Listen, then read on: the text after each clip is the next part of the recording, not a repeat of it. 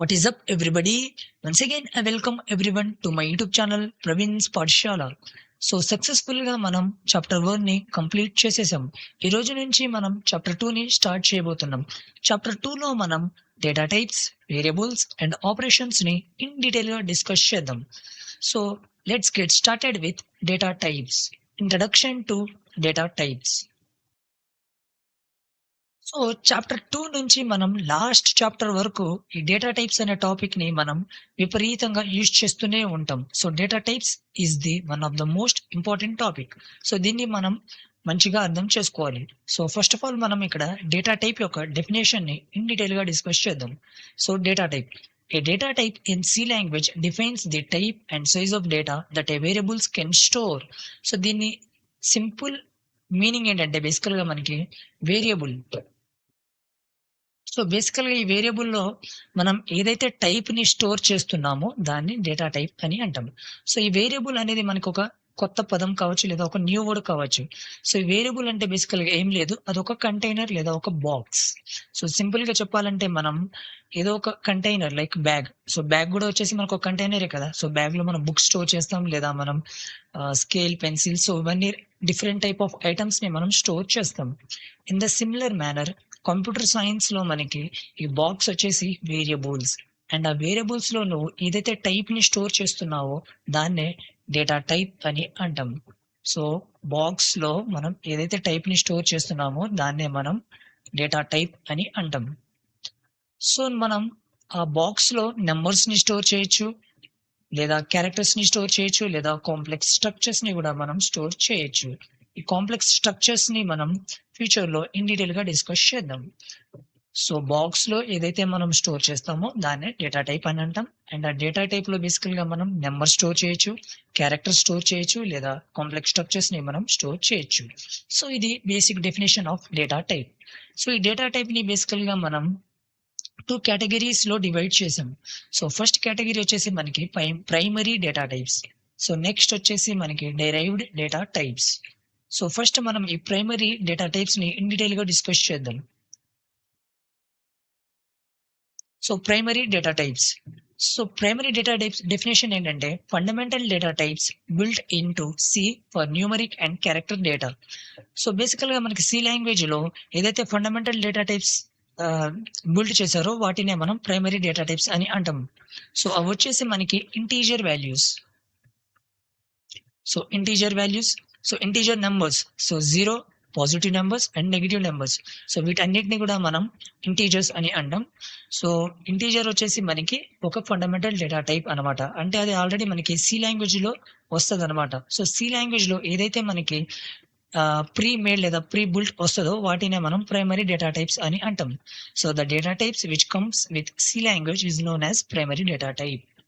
So primary data type వచ్చేసి మనకి so చాలా చాలా రకాల ప్రైమరీ డేటా టైప్స్ ని మనం చూడవచ్చు. సో ఇక్కడ మనకి మోస్ట్ ఇంపార్టెంట్ డేటా టైప్స్ ని మనం ఇక్కడ చూద్దాం. సో ఫస్ట్ వచ్చేసి మనకి character data type. So character data type వచ్చేసి కూడా మనకి ప్రైమరీ డేటా టైపే. సో క్యారెక్టర్ డేటా టైప్ ని నేను ఇక్కడ హైలైట్ చేశాను. సో ఇక్కడ దాని సైజ్ వచ్చేసి మనకి 1 బైట్. సో క్యారెక్టర్, సో బేసికల్ గా ABCD లేదా స్పెషల్ క్యారెక్టర్స్, సో వీటన్నిటిని మనం క్యారెక్టర్ డేటా టైప్ అని అంటాం. సో ఇవన్నీ వచ్చేసి కూడా మనకి ప్రైమరీ డేటా టైపే. సో ఒక్కొక్క క్యారెక్టర్ సైజ్ వచ్చేసి మనకి 1 బైట్. ఇది మీరు గుర్తుపెట్టుకోవాలి. సో క్యారెక్టర్ సైజ్ వచ్చేసి మనకి 1 బైట్, దాని రేంజ్ వచ్చేసి మనకి ఇది. సో బేసికల్ గా ఈ రేంజ్ ఏంటంటే, సో బేసికల్ గా ఈ క్యారెక్టర్ ని మనం ఎందులో స్టోర్ చేస్తున్నాం, ఒక కంటైనర్.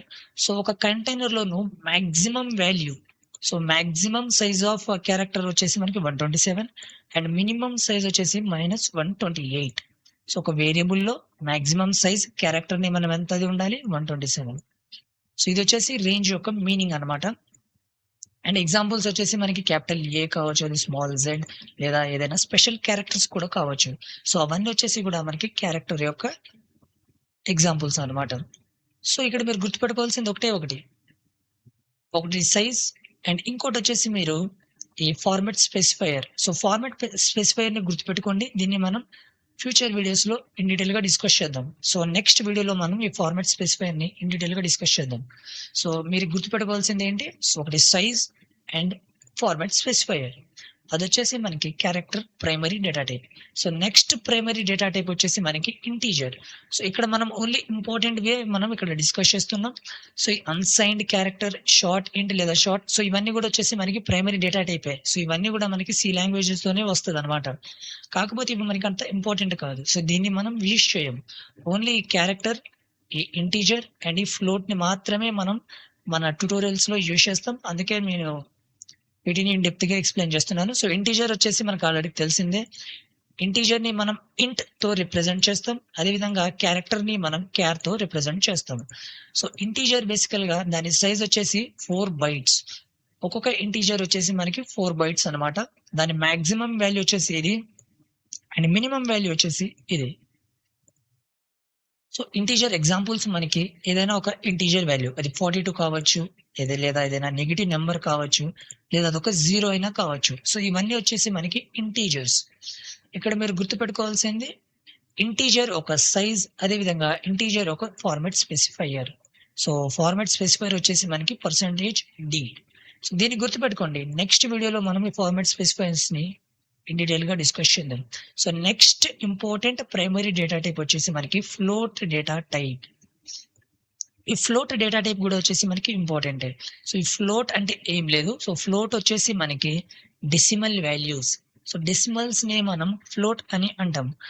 సో కంప్యూటర్ సైన్స్ లో మనం డెసిమల్ ని ఫ్లోట్ అని అంటాం. సో ఫ్లోట్ యొక్క సైజ్ వచ్చేసి కూడా మనకి 4. ఫ్లోట్ యొక్క సైజ్ వచ్చేసి మనకి 4. దాని మాక్సిమం వాల్యూ వచ్చేసి ఇది అండ్ మినిమం వచ్చేసి ఇది.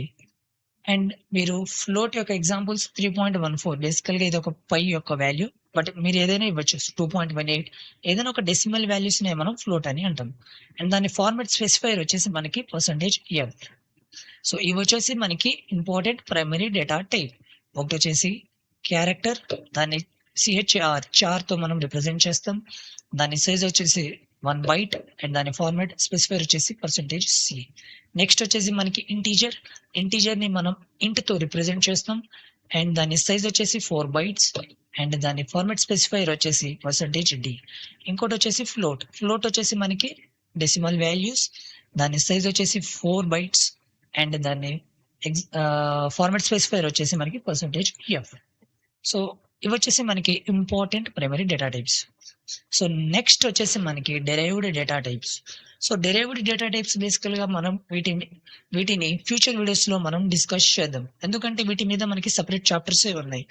సో బేసికల్ గా డెరైవ్డ్ డేటా టైప్స్ అంటే ఏం లేదు. సో ఏదైతే మనకి ప్రైమరీ డేటా టైప్స్ ఉంటాయో వాటి నుంచి మనం కొన్ని డేటా టైప్స్ ని క్రియేట్ చేస్తాం.